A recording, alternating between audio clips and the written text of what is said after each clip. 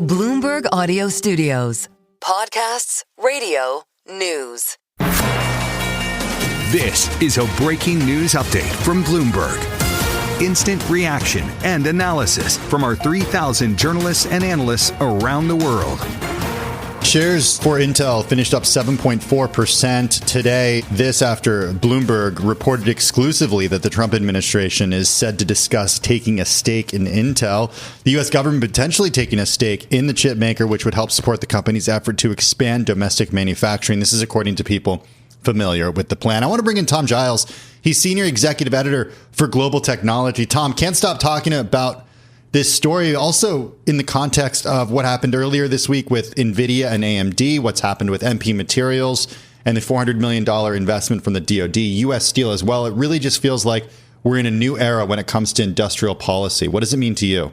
The Trump administration is doing some really unconventional things when it comes to trying to shape and influence industrial policy and U.S. corporations. Not a ton of precedents for this, at least not in the U.S. We've seen it in other types of economies where the government believes it's its role to shape industry and shape the direction of companies.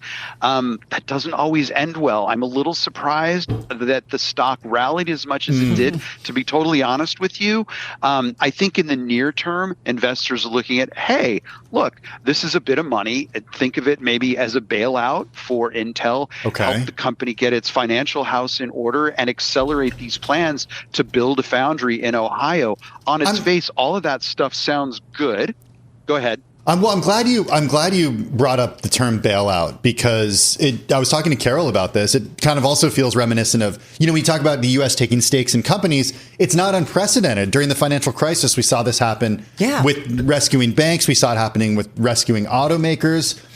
Right. The question I have for you, and it really sticks to, it doesn't always end well, is the concern about when you have investment from the U.S. government, the government picking winners and losers when it comes to a so-called quote unquote free market. It's not a very free market. This isn't the principles of capitalism. Hence the quotes that I studied, certainly in macro and all the economics courses, all the finance courses that I've taken this doesn't look like the capitalism that we learned about growing up. What this is, and there's a difference between a bailout per se and a government taking a financial stake. This is about an ongoing relationship. And again, in the short term, I see why the stock popped, right? It's seen as like, hey, Intel could get help wherever it can. Longer term, do you really want the government? Are the government's interests aligned with those of shareholders? The government might want to shape things for its own political interests, but are those the long-term interests of the shareholders of the company? Mm-hmm. I think that's a really good point. And I would also say, Tom, since we're talking about sort of the philosophical definition of capitalism right now, that one could maybe listen to our conversation or watch our conversation and say, wait a second, we've never really lived in a free market when local and federal subsidies power so much of this economy. I mean, you look at corn farming, for example, agriculture in the U.S. You look at subsidies that are given by states to lure businesses. We all remember what happened with Foxconn in Wisconsin, for example. That could be an entirely different conversation. But you name it. There are Boeing in South Carolina, for example. Those sorts of things. There are different reasons that companies go places. Tax breaks all over the place. Yeah. The city of San Francisco, just down the street, incentivized Twitter to locate its headquarters right in central San Francisco, and they had lots of incentives. Think about the corporate tax cuts that we've seen in recent administrations. Those are all ways that the government is sort of giving financial incentives to these companies and incentivizing them to make investments in a city, in a state, in a county, for example. There's a difference between that and taking a long-term stake in a company. And remember, the thing that I'm not an authority on corn farming, but I do know Silicon Valley. And if you think about how the way things have run here, things have gone historically over decades, the precedent is company X in Silicon Valley, in the tech industry, says to DC, stay out of our hair. Leave us alone for the most part. We'll create jobs. We'll build new and innovative technology that's going to change the way you live and work and the way we do business. And that has historically been the case. Government has had a relatively hands-off stance towards Silicon Valley, but that is changing dramatically, and it's changing much more quickly under the Trump administration than it has in recent memory. As long as I can remember covering this industry, what are the long-term implications? I don't think people are really thinking about that right now. It's really kind of mind-boggling. We're talking with Tom Giles, Senior Executive Editor for Global Tech out there on the West Coast, here in our Bloomberg Interactive Broker studio. Ryan Gould just coming back into our studio. Bloomberg News deals reporter. He, along with Josh Wingrove and Leanna Baker, breaking this story. It is our most read on the Bloomberg. Tom, stay with us. Ryan, I want to roll you into this conversation. Remind everybody what you found out, and, do we have any insight, or do you guys have any insight about how much the Trump administration, which has been called an activist administration, would want to be involved on an ongoing basis if it made this investment? Carol, we have very few details as to the numbers. I mean, it's something we're obviously looking to find out at this point, but I think it's just worth recapping that just how novel this type of structure would be or could be.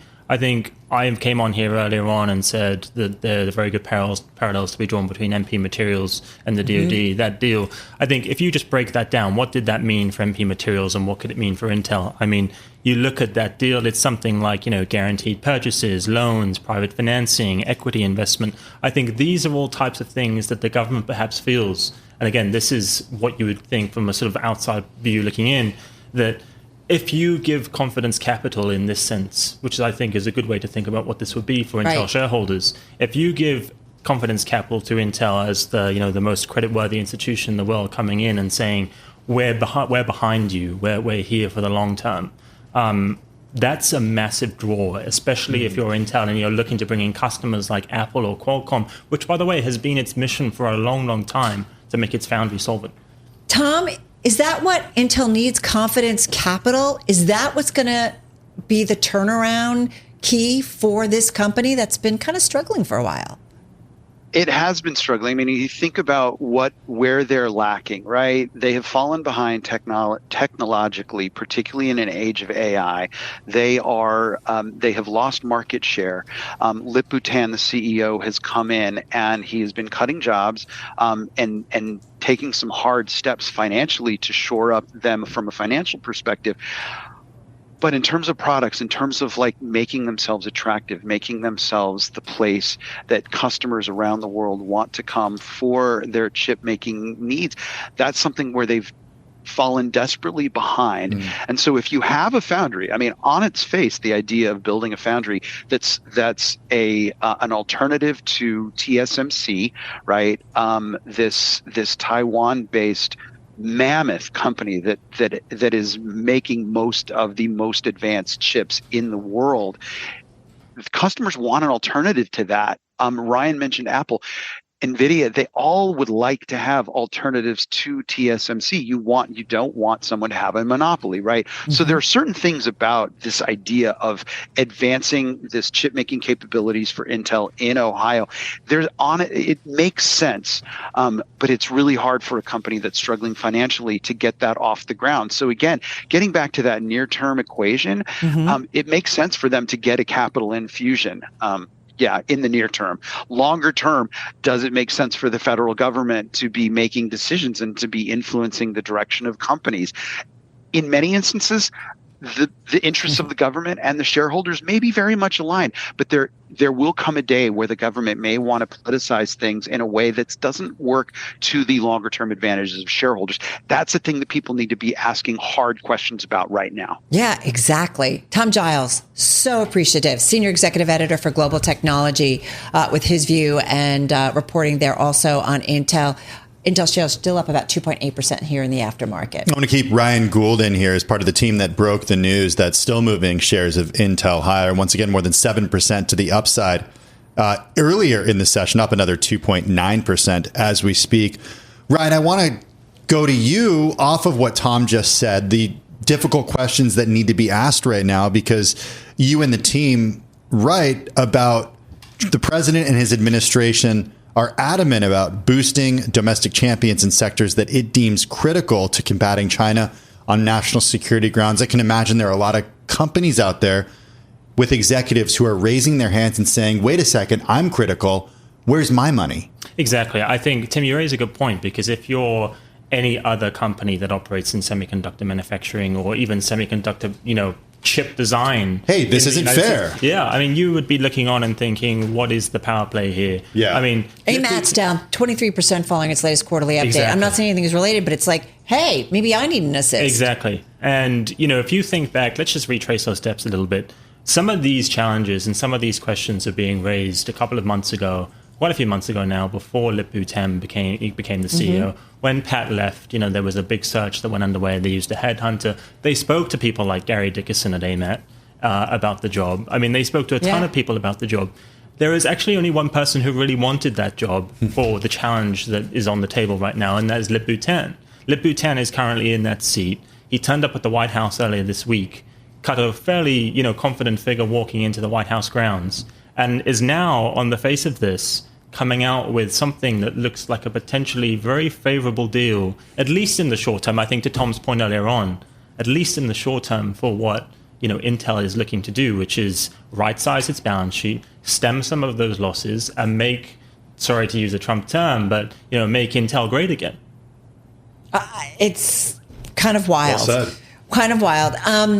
Before we get caught up in the exuberance that it's very easy to get caught up in this environment, especially when you've got a stock that pops 7% in the regular trade, another 3% here in the aftermarket. Early stages, do you have any, you guys talked to a lot of folks, you reported this out, it's a Bloomberg exclusive, it's a most read story, but do you have a feeling of, again, I'm going to go back to kind of where this process may be? I mean, we actually don't. I mean, that's one of the challenges is finding out how big this is. I think, we're on the case. I'm sure many of our competitors are now on the case. But I think one of the things I'd point out is that the president said on Truth Social this week that these meetings would be happening with Commerce and with Treasury this week. You can probably assume that there are a ton of people down in Washington right now, both on the Intel side and the government side, who are putting minds together to figure out exactly what it will require to get Intel on a stronger footing. I think, if you look at what Intel has said, it declined to comment, I should note, on the deal discussions. But it said in a statement to Bloomberg that it remains deeply committed to supporting Trump's efforts to strengthen U.S. technology and manufacturing leadership. Just quickly, we've not heard anything from the White House? Not yet. Okay, good to know. You rock, again. Ryan Gould, deals reporter here at Bloomberg News. Again, Intel shares, Tim, up here in the aftermarket after about a 7% gain in the regular trading session.